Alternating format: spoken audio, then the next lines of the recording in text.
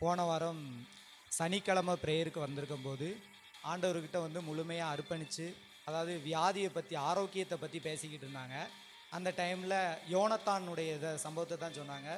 தேனில் இருந்து லைட்டாக அவர் தொட்டு அதை ருசி பார்த்ததுனால அவங்களுடைய கண் தெளிவாகி உடல் சரீரம் முழுவதும் வெளிச்சமாயிடுச்சு அப்படின்னு சொல்லிட்டு அதை இது பண்ணும்போது, ஆராதிச்சுக்கிட்டு இருக்கும்போது என்ன அறியாமலே நான் எந்திரிச்சு ஆண்டவரை வந்து கைத்தட்டி ரொம்ப ஆண்டவருக்கு நான் வந்து என்னை முழுவதுமாக விட்டு கொடுக்கும் பொழுது அண்ணன் வந்து கை வச்சு ஜெபம் பண்ணாங்க.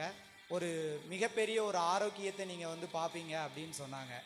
சொன்னதுக்கு அப்புறமா அந்த தேனை வந்து தொட்டு ருசி பார்த்ததுக்காக ஒரு சின்ன ஒரு திருவிருந்து திடீர்னு ஒன்று ரெடி பண்ணி, அதாவது அதை லைட்டாக இது பண்ணதுக்கே அவ்வளோ பெரிய உடல் முழுவதும் வெளிச்சமாக இருக்குதுன்னா, சரீரம் முழுவதும் வெளிச்சமாக இருக்குதுன்னா, அவருடைய அப்பத்தையும் அவருடைய திராட்சை ரசத்தையும் நம்ம உட்கொள்ளும் பொழுது எப்படி இருக்கும் அப்படின்னு சொல்லும் போது எனக்குள்ள ஒரு பெரிய ஒரு மாற்றம் ஏற்பட்டது.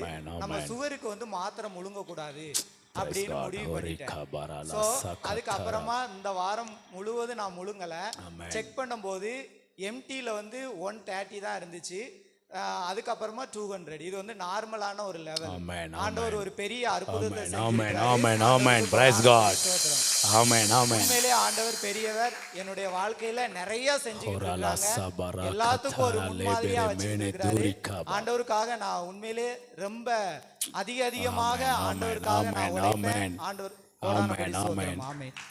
இன்னும் துதிப்பேன், இன்னும் போற்றுவேன், இன்னும் உம்மை ஆராதிப்பேன். இன்னும் துதிப்பேன், இன்னும் போற்றுவேன், இன்னும் உம்மை ஆராதிப்பேன். எக்காலமும் நான் துதிப்பேன், எந்நேரமும் நான் போற்றுவேன். எக்காலமும் நான் துதிப்பேன், எந்நேரமும் நான் போற்றுவேன்.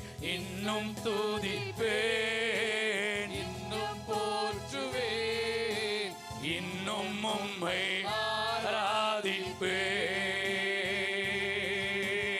இன்னும் துதிப்பேன், இன்னும் போற்றுவேன், இன்னும் உம்மை ஆராதிப்பேன்.